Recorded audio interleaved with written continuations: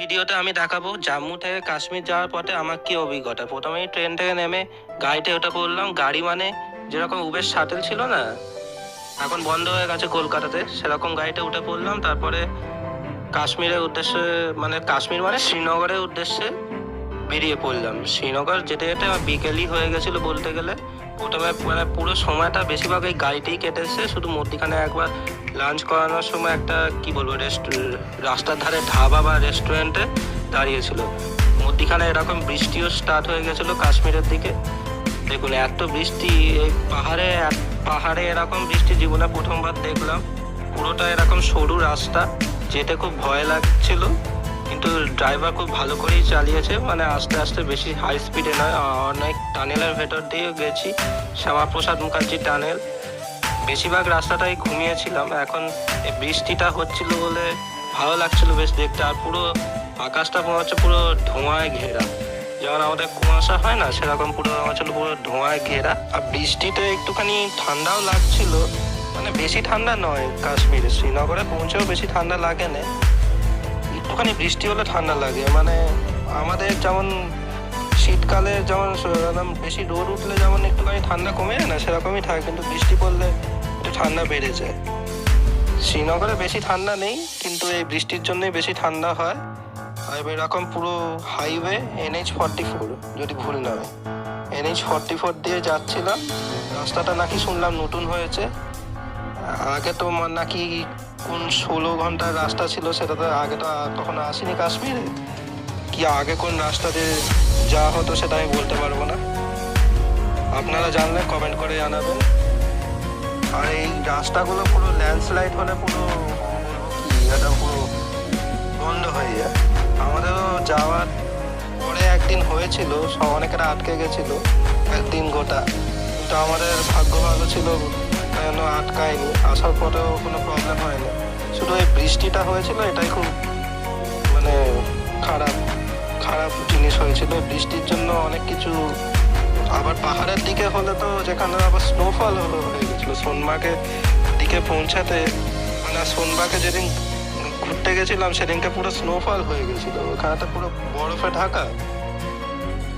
তারপরে আমাদের এই উবের শাটেলের মতো গাড়িতে আমাদের উপরে সব লাগেজ থাকে, তাই জন্য আবার বৃষ্টিতে হয়ে গেলে অনেকেদের লাগেজগুলো ওয়াটারপ্রুফ নয়, তাই জন্য পুরো ভিজে যাবে। তাই জন্য ড্রাইভার আবার ট্রিপল ছিল না, তাই জন্য দোকান থেকে ট্রিপল কিনে আবার ওপরে লাগাচ্ছিল। নিজেরাই লাগিয়েছে, আমাদেরকে নামতে হয়নি। বৃষ্টি অনেক বেশ জোরেই শুরু হয়ে গেছিল। ট্রিপল লাগিয়েছে যাতে কোনো লাগেজ না ভেজে কারোর। সবার লাগেজ তো এরকম ওয়াটারপ্রুফ নয়। এরকম লাগেজগুলো দড়ি দিয়ে বেঁধে তারপরে আবার রওনা দিলাম শ্রীনগরের উদ্দেশ্যে। আর বৃষ্টি পড়েই যাচ্ছিল সারাদিন, এরকম বৃষ্টি। আর এখানেও দেখছি ওই রাস্তায় কাদা হয়ে যায় রাস্তাটা, মানে সাইডের দিকে যেগুলো হাইওয়ের রাস্তা নয় সেগুলো কাদা হয়ে যায়। আর আকাশটা পুরো সেই ধোঁয়া কুয়াশার মতো মনে হচ্ছিল, পুরো একদম ডাকাতি কোথাক যাচ্ছিল না, বেশ দূর অব্দি এত ধোঁয়া। এবার অনেকক্ষণ ধরে লাগেজগুলো বেঁধে বেশ 8 ঘন্টা লেগেছিল। প্রথমে একটা দোকানই খুঁজে পাচ্ছি না, ট্রিপল কোথায় কেনা যায় এইসব জায়গায়। তারপরে এই দোকান থেকে পেলো ট্রিপল, তারপরে কিনে ভালো করে বেঁধে তারপরে আবার শ্রীনগরের উদ্দেশ্যে রওনা দিলাম। এবার জম্মু কাশ্মীরে এসে যা বুঝলাম, এখানে রাস্তাঘাট বেশ পরিষ্কারই, শুধু একটু আধটু এইসব জায়গায় একটুখানি নোংরা ফেলা। এটা কোনো টুরিস্ট স্পট নয়, এটা এমনি ওই লোকাল দোকান। এই রাস্তাটা কোনো গাড়ি দেখেনি, শুধু আমাদের গাড়ি শুধু এই ট্রিপলগুলো কেনার জন্যই দাঁড়িয়েছিল। এরপরে এই আবার ওই জায়গা থেকে বেরিয়ে আবার টার্ন নিচ্ছে, আবার গাড়ি করে আবার চলে গেলাম হাইওয়ে থেকে শ্রীনগরের উদ্দেশ্যে আবার রওনা দিলাম। আর গাছগুলো দেখেই বুঝতে পারছেন যে পুরো একটা বৃষ্টি খুবই পড়ছে, খুলতে পারছিলাম নাহলে জল ঢুকে যাবে। আর দোকানগুলো খুব সুন্দর লাগছিল। পাহাড়ে এরকম সিনারি এতক্ষণ ধরে দেখছিলাম, খুবই সুন্দর। আর এখানে কোনো নেটওয়ার্ক নেই, মানে বাইরে পোস্টপেড সিম শুধু চলে শুনলাম। আমার সব প্রিপেড, কাউরি পোস্টপেড ছিল না। এখানে এসে সিম কিনতে হয়। জম্মু থেকে 300 টাকা আর কাশ্মীর থেকে 400 টাকা।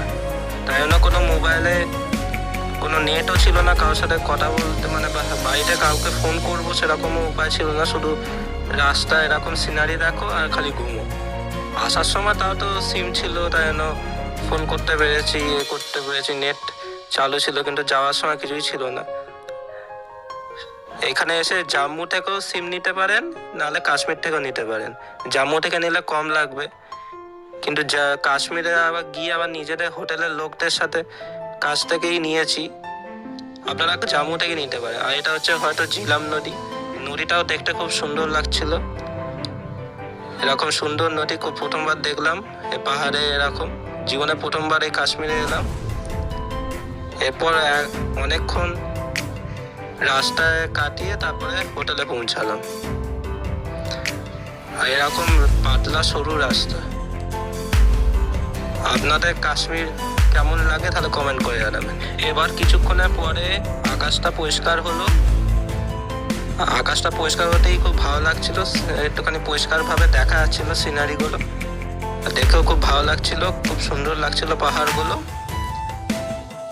পাহাড়গুলো সত্যি খুব সুন্দর। আর এই হচ্ছে গাছ, এখন একদম একেবারে বৃষ্টি থেমে গেছে, খুব সুন্দর লাগছিল। আর ভিডিওটি ভালো লাগলে লাইক, শেয়ার ও সাবস্ক্রাইব করে দেবেন। ভিডিওটি দেখার জন্য ধন্যবাদ।